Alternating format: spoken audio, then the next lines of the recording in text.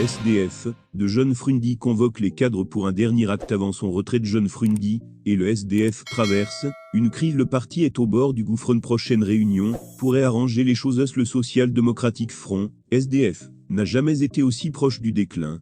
Le président du parti, John Frundi, qui a annoncé sa retraite politique, a allumé un feu qui brûle toujours.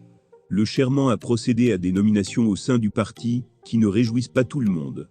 Beaucoup de militants et d'observateurs voient en son attitude une prise de position en faveur du député militant Joshua Nambangiosi, aux grandes dames de Jean-Michel Ninchepoix. Le secrétaire général du Social-Democratic Front, SDF, Adeline Jongan, a signé un communiqué en date du vendredi, le 08 juillet 2022. Dans celui-ci, le SDF informe que les militants se réuniront à Yaoundé samedi le 23 juillet 2022. Plus précisément, il s'adresse aux membres du comité exécutif national, que la réunion ordinaire se déroulera au siège régional du parti à Olezoa. Cette réunion, qui débute à 9h09, est élargie aux maires et sénateurs, et présidée par John Frundi. Compte tenu de l'importance des assises, la présence de tous est obligatoire. La ponctualité à cette réunion est vivement recommandée, précise le communiqué. Découverte, des militants de Kanto infiltrés dans le SDF, pour faire le sale boulot. La guerre de succession est lancée au Mouvement pour la Renaissance du Cameroun, MRC. Les principaux acteurs sont Maurice Kanto et Michel Ndoki. Le premier est l'actuel président du parti. La seconde est une avocate et militante du parti. Elle avait quitté le pays pour préserver son intégrité physique, elle qui a fait la prison avec Maurice Kanto, pour défendre leurs convictions respectives. De retour au Cameroun, Michel Ndoki a lâché une grosse bombe.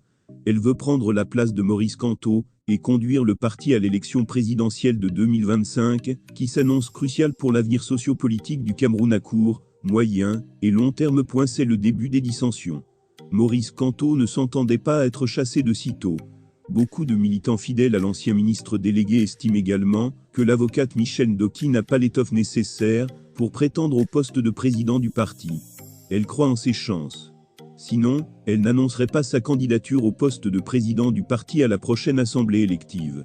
Autrement dit, Michel Ndoki doit avoir des soutiens de taille, que ce soit du côté du Mouvement pour la Renaissance du Cameroun, MRC, ou dans d'autres partis. Pour Martin Zan, toutes ces disputes dénotent que le MRC n'est pas un parti sérieux.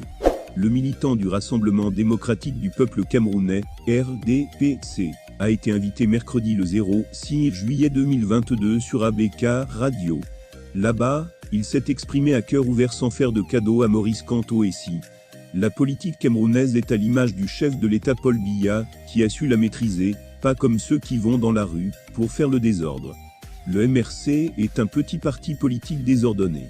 Le Social-Democratic Front, SDF, vole en éclats parce qu'il y a eu des infiltrés dans le SDF, qui servent le Mouvement pour la Renaissance du Cameroun, MRC. On ne doit pas parler du MRC, parce que ce parti n'a pas d'élus. Le MRC est un parti de récupération, a déclaré Martin.